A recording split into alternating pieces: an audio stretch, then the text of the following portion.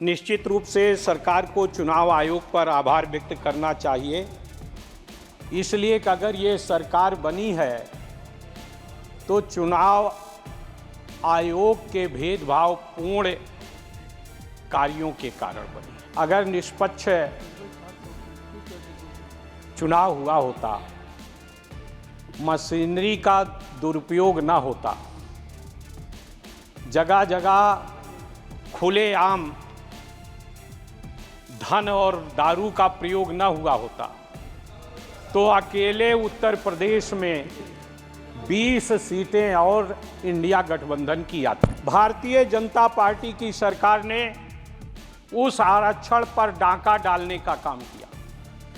विभिन्न वर्गों के आरक्षण का लाभ न मिलने पावे, इसलिए निजीकरण करने का काम किया और जो नौकरियां बची भी हैं उस आरक्षण पर नॉट फाउंड सुटेबल की गारंटी देने का काम भारतीय जनता पार्टी की सरकार ने किया। अनुराग ठाकुर जी द्वारा लगभग 1 घंटे से ज़्यादा का समय लेकर धन्यवाद प्रस्ताव प्रस्तुत किया गया, लेकिन उनकी बात से ये झलक रहा था कि उनको मंत्री ना बनाए जाने की चिंता सता रही थी और इसलिए बार बार पानी पीकर भी वो सरकार की तारीफ नहीं कर पा रहे।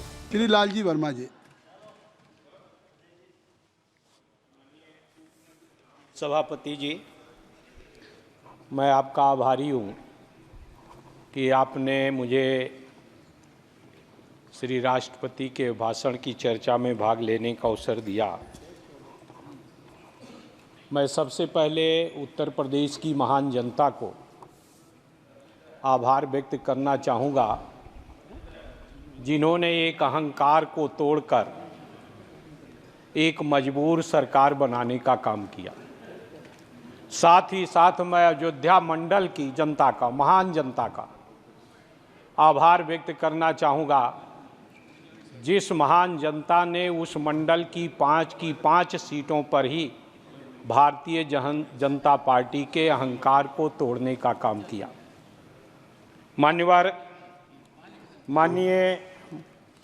माननीय श्री राष्ट्रपति जी के द्वारा सरकार ने जो अपना बात रखी, चुनाव आयोग पर आभार व्यक्त किया। निश्चित रूप से सरकार को चुनाव आयोग पर आभार व्यक्त करना चाहिए, इसलिए कि अगर ये सरकार बनी है तो चुनाव आयोग के भेदभावपूर्ण कार्यों के कारण बनी। मतदाता सूची का लालजी वर्मा जी, आप सीनियर पार्लियामेंटेरियन रहे हैं, आप कह रहे हैं ये सरकार बनी है चुनाव आयोग के भेदभाव। ये कृपया चुनाव आयोग, आप जानते हैं कॉन्स्टिट्यूशनल बॉडी है। अभी आपने स्वयं कहा कि अयोध्या की 5 सीट हम जीत गए, तो आखिर चुनाव आयोग की निष्पक्षता होगी। कृपया किसी का। हाँ, धन्यवाद। माननीय सभापति जी, अगर निष्पक्ष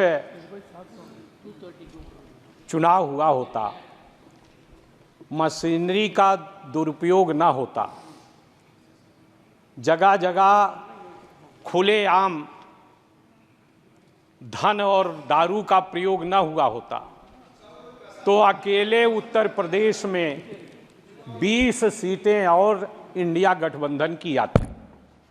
मान्यवर, आज मतदाताओं पे आप सवाल उठा रहे हैं। माननीय सभापति जी, आज निष्पक्ष नहीं हुआ। मान्यवर, जिस तरह से आज 10 साल से भारतीय जनता पार्टी की सरकार चल रही है, जो वादा किया था 2014 में, उस वादे पर पूरी तरह से ये सरकार फेल हुई है। वादा था महंगाई को समाप्त करने का, वादा था बेरोजगारी को समाप्त करने का, लेकिन इस सरकार ने दिया क्या है? मान्यवर, श्री प्रधानमंत्री जी की सरकार ने आम जनता के लिए महंगाई की गारंटी दिया, छात्रों के लिए पेपर लीक की गारंटी दिया, युवाओं के लिए बेरोजगारी की गारंटी दिया, यात्रियों के लिए हादसों की गारंटी दिया, किसानों के लिए कर्जदार बनाने की गारंटी दिया, छोटे उद्योगों के लिए बर्बादी की गारंटी दिया और साथ ही साथ बाबा साहब भीमराव अंबेडकर के अथक प्रयासों से अनुसूचित जात अनुसूचित जनजात को आरक्षण मिला। बड़े संघर्षों के बाद मंडल आयोग के माध्यम से पिछड़ी जाति के लोगों को हिस्सेदारी मिली सरकारी नौकरियों में। भारतीय जनता पार्टी की सरकार ने उस आरक्षण पर डाका डालने का काम किया। विभिन्न वर्गों के आरक्षण का लाभ न मिलने पावे इसलिए निजीकरण करने का काम किया और जो नौकरियां बची भी हैं उस आरक्षण पर नॉट फाउंड सुटेबल की गारंटी देने का काम भारतीय जनता पार्टी की सरकार ने किया। किसानों को न्यूनतम समर्थन मूल्य का लीगल गारंटी नहीं दिया।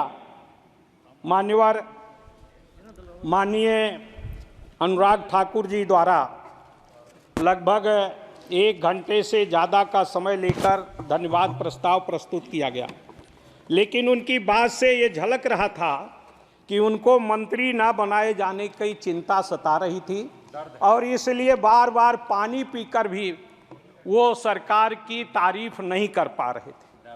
मान्यवर, आज जो आरक्षण है ओबीसी का पूरी तरह से विभिन्न संस्थाओं में इस भारतीय जनता पार्टी की सरकार ने खत्म किया है। उत्तर प्रदेश में 34 विश्वविद्यालय हैं। 34 विश्वविद्यालयों में जो वाइस चांसलर बनते हैं एक भी पीडीए के 1 या 2 हैं, बाकी एक भी नहीं है। इसी तरह से विभिन्न जिलों में चाहे जहां भी जो सरकारी अधिकारियों की पोस्टिंग होती है उसमें भी इन वर्गों की उपेक्षा की जाती है। मान्यवर, मैं आपके दृष्टांत में लाना चाहता हूं कि किस तरह से रिजर्वेशन के साथ अन्याय हो रहा है।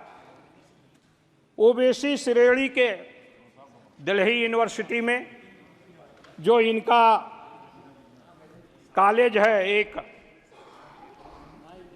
ओबीसी श्रेणी के लिए बुलाए गए भर्तियों की संख्या 377 थी और उसमें मान्यवर जो क्वालिफाइड थे और 377 लोगों के इंटरव्यू के बाद कुल विज्ञापित पद अनरिजर्व्ड 1, ओबीसी के लिए 1, ईडब्ल्यूएस के लिए 1 और ओबीसी का पद जो दिखाया गया 377 एलिजिबल थे और उसके बाद उसमें लिख दिया गया नॉट फाउंड सुटेबल, यानी 377 लोगों में से एक भी श्री राम कॉलेज में सुटेबल नहीं थे और उन्हीं विद्यालयों से पढ़े हुए, दिल्ली यूनिवर्सिटी से पढ़े हुए पीएचडी नेट क्वालिफाइड लोगों में से एक भी सुटेबल नहीं पाया। माननीय सदस्य, आपकी मेडिन स्पीच है लेकिन 9 सदस्यों की आपकी पार्टी बस मान्यवर 1-2 मिनट में खत्म, 1-2 मिनट में। मान्यवर, इसी तरह से उत्तर प्रदेश में पीजीआई, एसजीपीजीआई है, बड़ी अच्छी संस्था है। वहां भी इंटरव्यू हुआ। 48 पद एससी ओबीसी के लिए रिजर्व थे। उस 48 पदों में से माइक्रोबायोलॉजी का एक पद था, एक अनुसूचित जात के लिए रिजर्व थी। केजीएमयू से पढ़ी हुई एक लड़की गई इंटरव्यू देने और उसको 15 मेडल, गोल्ड मेडल मिला था केजीएमयू में और उसके पद को नॉट फाउंड सुटेबल कर दिया गया। वो उसके लिए भी एलिजिबल नहीं थी। मान्यवर, इसी तरह से न्यूरोलॉजी में 2 पद थे, एक अनरिजर्व था, एक रिजर्व था ओबीसी के लिए। वहीं से पास आउट दोनों छात्र थे। 2-2 साल असिस्टेंट प्रोफेसर केजीएमयू में रहे।